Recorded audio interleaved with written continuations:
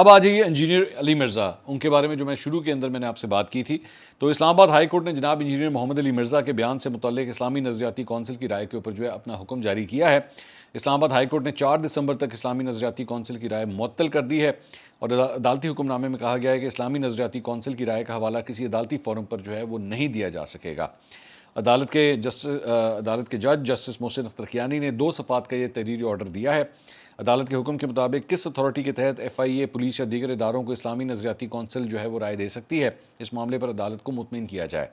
انہیں واضح رہے کہ اسلام آباد ہائی کورٹ نے 12 نومبر کو انجینئر محمد علی مرزا کو گستاخی کا مرتکب قرار دینے کی اسلامی نظریاتی کونسل کی رائے کے خلاف حکم امتناع کی درخواست پر فیصلہ محفوظ کرتے ہوئے کیس کی سماعت ملتوی کی تھی، جس کا تحریری حکم نامہ جو ہے وہ اب جاری کیا گیا ہے.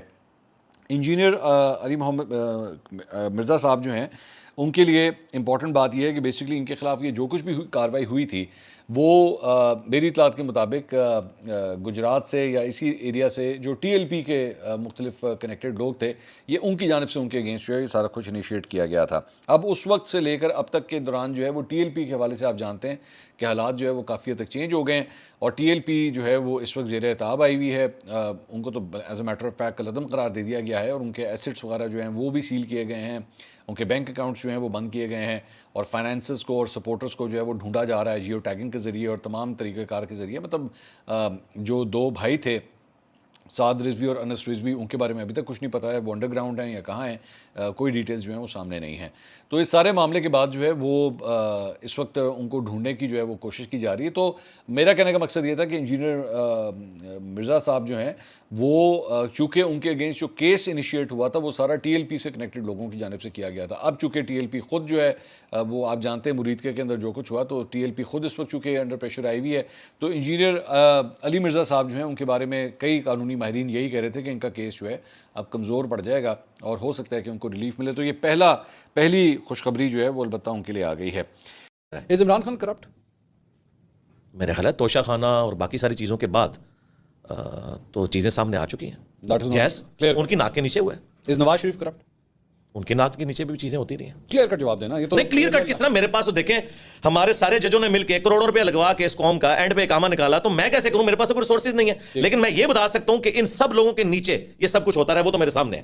نہیں میرا کہنے کا وہ جو اقامہ والا جو کیس ہے اس کو تو فراڈ کہتے ہیں. وہ کہتے ہیں جناب یہ عدالتی جو ہے وہ کہتے ہیں نا، لیکن نوتاروں کے جب ہماری عدالت بھی رزلٹ پہ نہیں پہنچی تو میں آپ کا بلیف کیا ہے؟ دیکھیں میرے پاس تو کوئی انڈیپینڈنٹ سورس نہیں. ہاں آپ مجھ سے یہ پوچھ سکتے ہیں کہ جو ہماری عدالتوں نے کلیم کیا تھا نا نواز شریف صاحب کے بارے میں، تو وہ ثابت نہیں کر سکے. اچھا ہاں یہ میں کہوں گا. تو پھر وہ کرپٹ نہ ہوئے نا.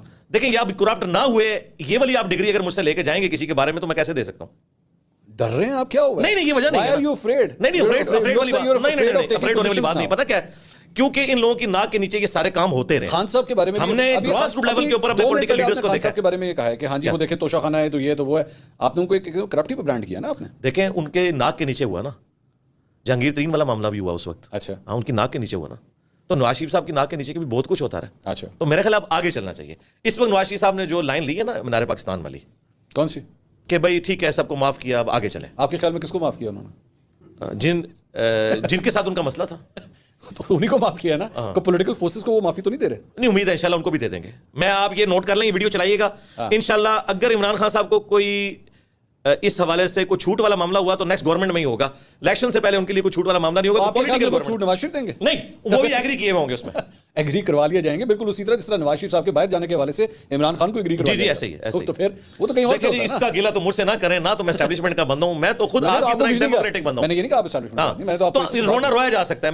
میرا صرف جو یہ میرا دوبارہ وہی پوائنٹ آ رہا ہے کہ آپ اس پورے ڈیموکریٹک سسٹم جو بھی ڈیموکریٹک سسٹم ہے آپ اس میں ووٹ کرنے کے لیے بھی آپ لوگوں کو کہتے ہیں کہ آپ ووٹ کریں. میں نے کہتا تھا اب یہ میں نے چیپٹر کلوز کر دیا. اپنے لیے ضرور بات کروں گا، کسی کو میں کوئی گارڈ نہیں کروں گا. ووٹ کرنے کے لیے آپ نہیں دیکھیں جی اب ہمارے سامنے 15 منٹ تو سی لڑنے اوہو میں لوگوں کو یہ کہوں گا کہ ووٹ ڈالو. اچھا کس کو ڈالو یہ میں نہیں کہوں گا.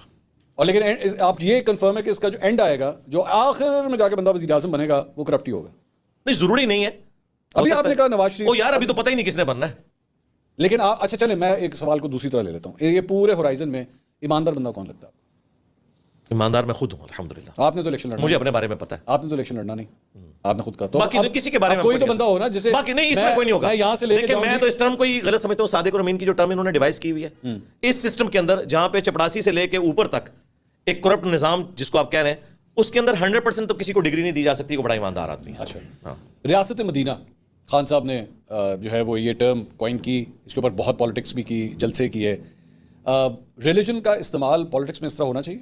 ریلیجن کا پازیٹیو استعمال اگر ہوتا ہے جتنا ایک ہے جو ہمارے ملک کے ایک سمجھ لیں نظریاتی جو معاملات ہیں اس میں تو درست ہے, لیکن یہ جو مذہبی ٹچ ہے یہ بالکل غلط ہے جی. تو ریاست مدینہ نہیں ہونا چاہیے تھا جی, ٹچ نہیں دینا چاہیے تھا بالکل.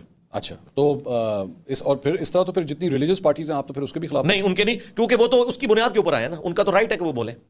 یہ کیا بات ہے؟ ان کی بنیاد ہے نا اس کے اوپر, they have the right to speak, لیکن دوسروں کے پاس نہیں, رائٹ ان کا ہے, لیکن یہ پھر اس کے کیپیبل بھی ہونا جب اتنی بڑی بڑی باتیں کرتے ہیں اور کریکٹر ان کا ویسا نہیں نکلتا.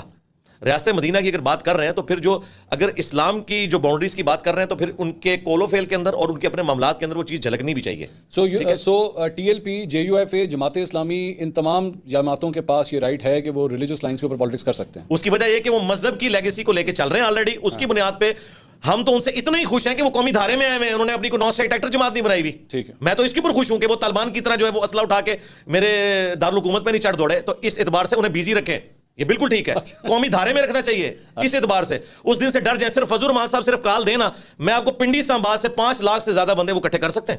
نہیں وہ تو اللہ کا شکر ادا کریں, فضل الرحمان تو بڑی نعمت ہے ان کے لیے کہ وہ نان اسٹیٹ ایکٹر نہیں ہے. مولانا فضل الرحمان صاحب اس قوم کے لیے نعمت ہے آپ کے, کہ وہ نان اسٹیٹ ایکٹر نہیں ہے, یہی ان کی بہت بڑی بات ہے. جی ہم اس میں خوش ہیں بھائی, یہ تو بڑے پاورفل لوگ ہیں. اور ٹی ایل پی بھی بذات خود اس طرح خوش ہیں کہ جی, وہ بھی جب تک یہ دیکھیں, اب یہ خصوصاً سعد رضوی جب سے آئے ہیں تو ان کی جماعت کے اندر اب پولیٹیکل والا جو ایک معاملہ ہے نا وہ اسٹرانگ ہو گیا. پہلے جو یہ روڈز بلاک کرتے تھے, اکانومی کو نقصان ہوتا تھا, وہ سارے معاملات اب کافی حد تک ڈائلیوٹ ہو گئے. And same goes with Tahir ul Qadri صاحب آلسو. طاہر القادری صاحب خود تو اب سیاست میں نہیں آئیں گے, میں نے رات کو بیان سنا ہے کہ ان کی جماعت حصہ لے رہی ہے, جی, اور انہوں نے یہ بھی کہہ دیا ہم نے پی ٹی آئی کو سپورٹ نہیں کرنا اپنے کزنس کو. لیکن ہیونگ سیڈ دیٹ, وہ یہ جو کچھ بھی ان کا پاس رہا ہے, کیا آپ کے خیال میں ان کو اس بات کی سزا نہیں ملنی چاہیے؟ نہیں, سیاست تو رائٹ آپ ان سے چھین نہیں. میں سیاست کی بات نہیں کر رہا, جس طرح طاہر القادری صاحب نے خان صاحب کے ساتھ دھرنا دیا اور پی ٹی وی کے ساتھ جو کچھ ہوا آپ کو یاد ہے, جس پہ آپ کے ایکچولی خیالات بدلے تھے 2014 کے اندر, جی, اس پہ آپ کے خیال میں ان کو سزا نہیں ملنی چاہیے؟ سزا کیا ہے, وہ تو عدالتیں دیں گی نا, اگر سزا بنتی ہے تو دینی چاہیے. کیوں نہیں دینی چاہیے؟ ڈاکٹر عارف علوی کو بھی دینی چاہیے, ایسا شریف انسان جو مودودی صاحب کی جماعت سے اوپر اٹھا, جو تفہیم القرآن کا اپنے ہاسپٹل میں درس دیتا تھا, اور یہ بندہ اس دن کراچی کی سڑکیں اس طرح بند کروا رہا تھا جس طرح کوئی ڈان ہے جی, اور ہمارا پریزیڈنٹ بھی بن گیا. سزا ملنی چاہیے ان کو. عارف علوی صاحب, the president of Pakistan should be punished. جی بالکل. اور what about TLP? TLP بھی اگر غلط کام کرتی ہے بالکل نہیں کیا انہوں نے.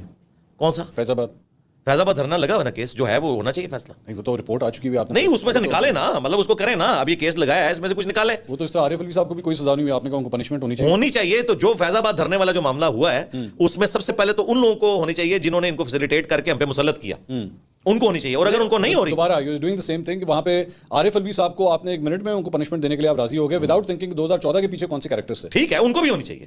نہیں ہم انکار نہیں کر رہے. دیکھیں کوئی چیز اگر آؤٹ آف کنٹیکسٹ آپ لیں گے تو اسی طریقے سے یقیناً میری اوور ڈاکٹرن یہ ہے, میری 9 مئی پہ بھی یہ ڈاکٹرن ہے, جو معذرت کے ساتھ بڑے بڑے جو ڈیموکریسی کے چیمپئن تھے نا وہ بھی یہ والی بات نہیں کر رہے, سوائے چند ایک یوٹیوبرز کے, کہ جو یہ بات یہ کرنی چاہیے کہ جو ان کے ماسٹر مائنڈ ہے, یہ والی بات جو میں کہہ رہا ہوں, اگر ان کو آپ سزا نہیں دیتے تو 9 مئی والوں کو بغیر کیسز لگائے چھوڑ دیا جائے. ماسٹر مائنڈ میں آپ ظاہر فیض امیر صاحب اور باجوہ صاحب از اے ماسٹر مائنڈ آف 9. ظاہر ہے پیچھے ہیں نا, ایک دوسرے کے بینیفیشری ہیں.